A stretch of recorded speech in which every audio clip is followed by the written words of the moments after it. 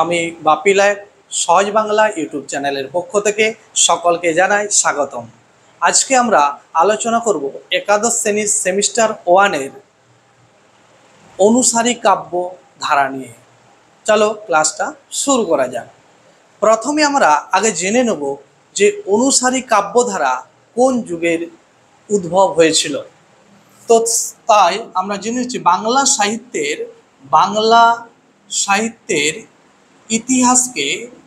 সাহিত্যের ইতিহাসকে মূলত তিনটি যুগে ভাগ করা যায়। প্রথম যুগ হলো আদি যুগ, দ্বিতীয় যুগের নাম হলো মধ্যযুগ, আর তৃতীয় যুগ ছিল আধুনিক যুগ। এই তিনটি যুগকে কোনো নির্দিষ্ট সাল তারিখ দ্বারা সীমাবদ্ধ করা যায় না, তবু আলোচনার সুবিধার্থে মোটামুটি 950 খ্রিস্টাব্দ থেকে 1350 খ্রিস্টাব্দ পর্যন্ত সময়টিকে ধরা হয় আদি যুগ। 1351 থেকে 1800 এই খ্রিস্টাব্দ পর্যন্ত এই সময়টিকে ধরা হয় মধ্যযুগ, এবং 1801 খ্রিস্টাব্দ থেকে আজ পর্যন্ত এই সময়টিকে বলা হয় আধুনিক যুগ। এই মধ্যযুগকে আবার দুটি ভাগে ভাগ করা যায়। এক হচ্ছে আদি মধ্যযুগ এবং অন্ত মধ্যযুগ। এই আদি মধ্যযুগ এবং অন্ত মধ্যযুগ, আদি মধ্যযুগের বাংলা সাহিত্যের অন্যতম নিদর্শন হলো শ্রীকৃষ্ণ কীর্তন কাব্য। তা আমরা আগের পর্বে আলোচনা করেছি। এখন আমরা আলোচনা করব অন্ত মধ্যযুগের অন্যতম সাহিত্য ধারা, সেটা হচ্ছে অনুবাদ সাহিত্য বা অনুসারী কাব্যধারা নিয়ে। এবার আমরা জেনে নেব অনুসারী কাব্য কাকে বলে। অনুসারী কাব্য কাকে বলে এই বিষয়টা আমরা জেনে নেব।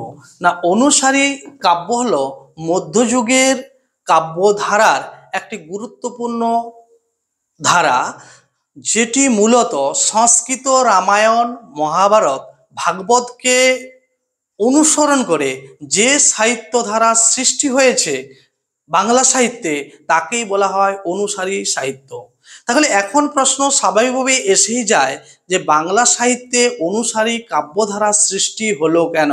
তার প্রথম কারণ হলো যে বাংলা ত্রয়োদশ এবং চতুর্দশ শতাব্দীতে তুর্কি আক্রমণের ফলে বাংলার জনজীবনে দুর্ধর্ষ বিপর্যয়ের সৃষ্টি হয়েছিল।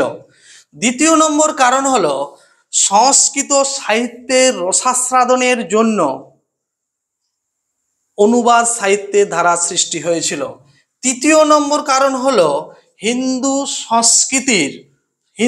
সংস্কৃতির পুনরুজ্জীবনের জন্য অনুবাদ সাহিত্যের সৃষ্টি হয়েছিল। চতুর্থ নম্বর কারণ হলো বিভিন্ন রাজার পৃষ্ঠপোষকতার কারণে বাংলা সাহিত্যে অনুবাদ সাহিত্যের বা অনুসারী সাহিত্যের উদ্ভব ঘটেছিল। এখন আমরা আলোচনা করব বাংলা সাহিত্যে যে অনুবাদ সাহিত্যের ধারাকে কয়টি ভাগে ভাগ করা যায় এবং কি কি। বাংলা সাহিত্যের অনুসারী কাব্যকে মূলত তিনটি ভাগে ভাগ করা যায় বা তিনটি ধারা লক্ষ্য করা যায়। এক হচ্ছে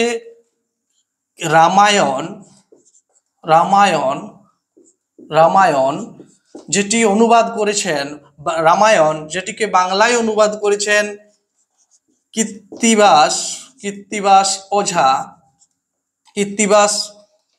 ওঝা, এবং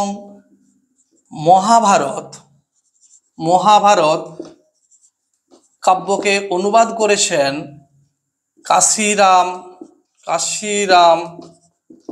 কাশিরাম দাস, এবং ভাগবতকে অনুবাদ করেছেন, ভাগবত থেকে অনুবাদ করেছেন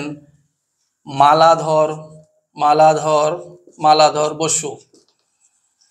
এবং রামায়ণের যে অনুবাদ, সে অনুবাদের নাম হলো শ্রীরাম শ্রীরাম পাঁচালী, শ্রীরাম পাঁচালী, মহাভারতের অনুবাদের নাম মহাভারত, এবং মালাধর বসু যে ভাগবতের অনুবাদ, যে ভাগবতের যেটি অনুবাদে শ্রীকৃষ্ণ শ্রীকৃষ্ণ শ্রীকৃষ্ণ বিজয়, শ্রীকৃষ্ণ বিজয়।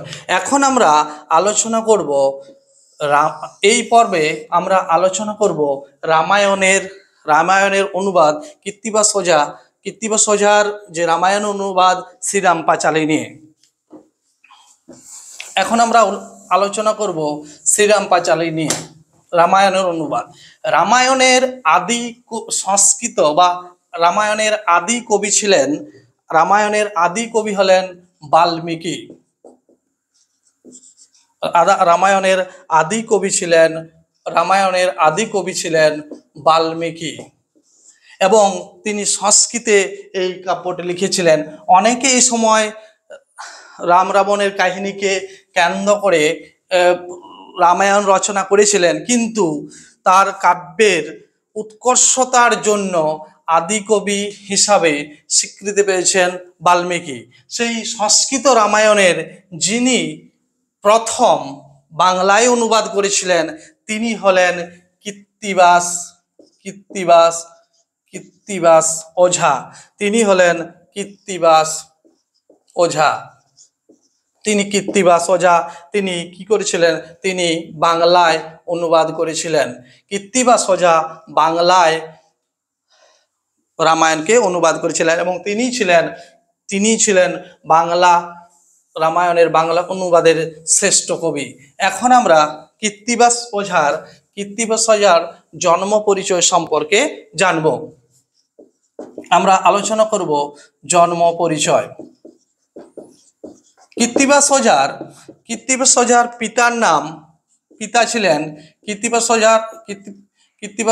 পিতা ছিলেন বনমালী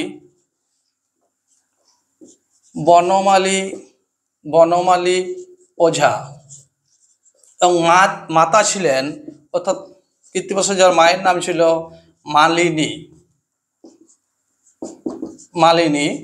এবং কৃত্তিবাস ওঝার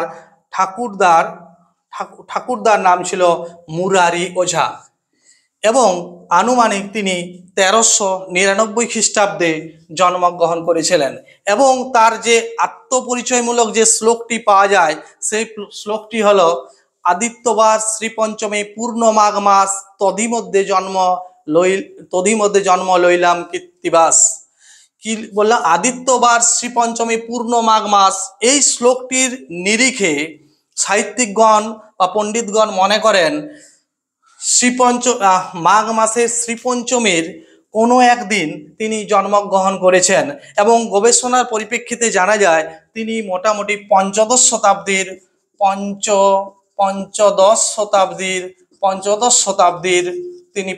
শতাব্দীর কবি ছিলেন। তিনি মূলত পঞ্চদশ শতাব্দীর কবি ছিলেন। এখন আমরা আলোচনা করব যে তার মহাভারতের যে রামায়ণের যে খণ্ড সম্পর্কে। তার অনুদিত রামায়ণের খণ্ড ছিল 7টি। সেই 7টি খণ্ড হলো বালখণ্ড বা আদিখণ্ড, অযোধ্যাখণ্ড, কিষ্কিন্ধাখণ্ড, অরণ্যখণ্ড, সুন্দরখণ্ড, এবং লঙ্কাখণ্ড, এবং উত্তরখণ্ড। এই 7টি খণ্ডে বিভক্ত ছিল, এবং এই রামায়ণে প্রায় 24,000 শ্লোক ছিল। এবার আমরা আলোচনা করব তার মুদ্রণ নিয়ে। এই রামায়ণের মুদ্রণ, এই অনুদিত রামায়ণটি প্রথম মুদ্রিত হয়েছিল 1802 থেকে 1803 সালের মধ্যে শ্রীরামপুর মিশনের খ্রিস্টান মিশনের উইলিয়াম ক্যারির উদ্যোগে প্রথম এটি মুদ্রিত হয়েছিল। দ্বিতীয়বার এটি মুদ্রিত হয়েছিল অর্থাৎ দ্বিতীয় সংস্করণ এটি মুদ্রিত হয়েছে জয়গোপাল তর্কালঙ্কার 2 খণ্ডে 1830 এবং 1834 খ্রিস্টাব্দে। 1830 এবং 1934 খ্রিস্টাব্দে এটির দ্বিতীয় সংস্করণ মুদ্রিত হয়েছিল। এখানে এখানে এবার আমরা আলোচনা করব পৃষ্ঠপোষকতা। যদি যদি যদি তিনি যদি তিনি 1418 খ্রিস্টাব্দের মধ্যে গৌড়েশ্বরে এসে থাকেন, তাহলে তিনি রাজা গণেশের পৃষ্ঠপোষক ছিলেন। তাছাড়া যদি তিনি তার পরবর্তীকালে এসে থাকেন, তাহলে তিনি রুকনুদ্দিন বরবক শাহের রুকনুদ্দিন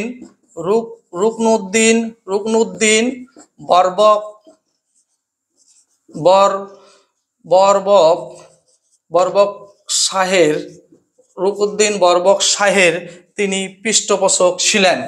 অর্থাৎ তিনি রুকনুদ্দিন বরবক শাহের পৃষ্ঠপোষক ছিলেন। যদি তিনি 1418 খ্রিস্টাব্দের পরবর্তীকালে এসে থাকেন, তাহলে তিনি রুকনুদ্দিন বরবক শাহের পৃষ্ঠপোষক ছিলেন। এবং এবার আমরা তার যে জন্ম পরিচয় অংশে যেটা বিষয়টা আমরা আলোচনা করেছিলাম, সেটা হচ্ছে তিনি জন্মগ্রহণ করেছিলেন নদিয়া জেলার ফুলিয়া গ্রামে তিনি জন্মগ্রহণ করেছিলেন। নদিয়া জেলার ফুলিয়া গ্রামে তিনি জন্মগ্রহণ করেছিলেন এবং তার অনুদিত যে গ্রন্থ, সেই অনুদিত গ্রন্থের নাম ছিল শ্রীরাম পাঁচালী।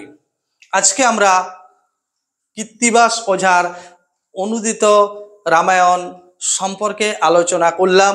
পরবর্তী পর্বে আমরা মহাভারত এবং ভাগবতের অনুবাদ নিয়ে আলোচনা করব। যারা এই চ্যানেলের নতুন, তারা অবশ্যই চ্যানেলটিকে সাবস্ক্রাইব করে রাখবে এবং যারা নতুন যারা বরাবর দেখছো তারা অবশ্যই চ্যানেলে লাইক এবং কমেন্ট করবে এবং তোমরা কি ধরনের ভিডিও চাও তারা অবশ্যই কমেন্ট সেকশনে উল্লেখ করবে। শেষে আমি একটা কথাই বলবো, সহজ বাংলা মানে সমস্ত বিষয়কে আমি সহজভাবে আলোচনা করব।